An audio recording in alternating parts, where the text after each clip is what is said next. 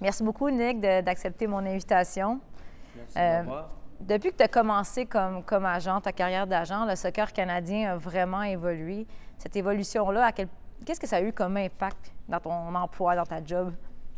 C'est sûr que ça facilite énormément les choses qu'on appelle les clubs en Europe parce que ça reste une philosophie à nous comme agence d'essayer d'exporter d'une façon ou d'une autre les meilleurs joueurs qui sont ici au Canada, mais on travaille aussi aux États-Unis. Mais si on parle du Canada, je suis très, très content avec beaucoup de projets, beaucoup de jeunes joueurs qu'on a découverts, puis on a donné la chance à faire des essais en Europe.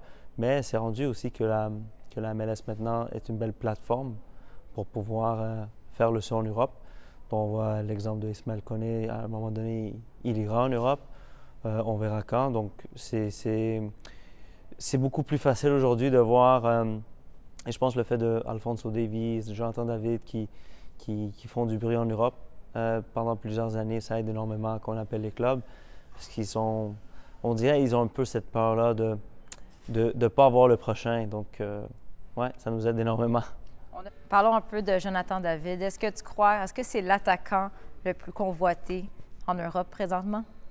Je pense qu'il y en a plusieurs, mais on peut le mettre sur une liste très, très haute pour les top 10-12 clubs en Europe. C'est normal. Il dit troisième buteur en ce moment en arrière de ce week-end. Hein, ça change à chaque week-end. En arrière de, je pense, c'est Neymar et Mbappé. Donc, à 22 ans, un Canadien, donc c'est normal dans le championnat de top 5 que les clubs ils le suivent de très très proche. Il y en a pas. L'emploi de l'attaquant est très difficile. Puis il n'y en a pas beaucoup au top. Donc Jonathan, il fait partie de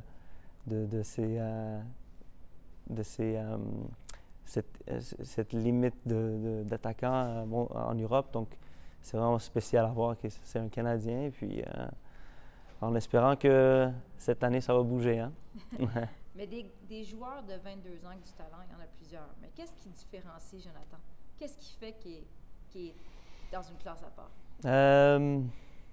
C'est un jeune. Là, ça fait quelques années qu'on travaille ensemble, plusieurs années, depuis son début.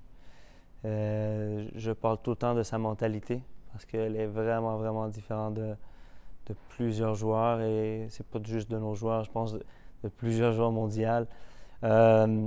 Il est tellement humble, des fois trop humble, et je lui en parle tout le temps. Les grands attaquants, ils ont des très, très grands caractères et Jonathan, c'est un grand caractère sur le terrain. Des fois, on lui dit qu'il faut montrer plus hors terrain aussi, mais c'est quelque chose de très beau de sa part aussi, de se garder pied sur terre, d'être vraiment au sommet de l'Europe en ce moment. Puis je pense qu'il y a le prochain niveau dans les top 10-12 clubs, mais on ne le voit pas quand on lui parle. Donc c'est quelque chose de très spécial d'être humble et de continuer de travailler et de dire tout le temps que je dois être meilleur. On s'en était parlé l'hiver dernier. Tu m'avais dit c'est sa dernière année à Lille. Qu'est-ce qui s'est passé? Comment ça se fait que finalement Jonathan n'a pas bougé l'été dernier? C'était... quand on s'était parlé, il était top scorer en Ligue 1. Hein? Donc, bon, il y a plusieurs choses, mais je pense qu'il y a eu cette deuxième partie de saison qui a été un peu plus calme pour lui. C'était quelque chose de vraiment inattendu, même de sa part. Mais je pense qu'il a grandi énormément. Il y a eu deux moments comme ça. La première année aussi, l'adaptation à Lille avec nouveaux coéquipiers, formation, nouvel entraîneur.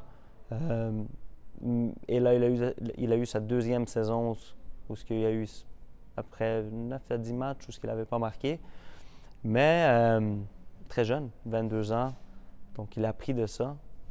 Jonathan, aujourd'hui, il sera dans sa troisième étape de sa carrière. Donc, on commence toujours. La première, c'était Gand. Ensuite, on a passé à Lille. Mais là, la troisième étape, on regarde toujours qui est l'entraîneur, c'est quoi la formation, le style de jeu, bien sûr. Mais la troisième étape, c'est vraiment une étape où aussi le joueur doit rentrer dans un...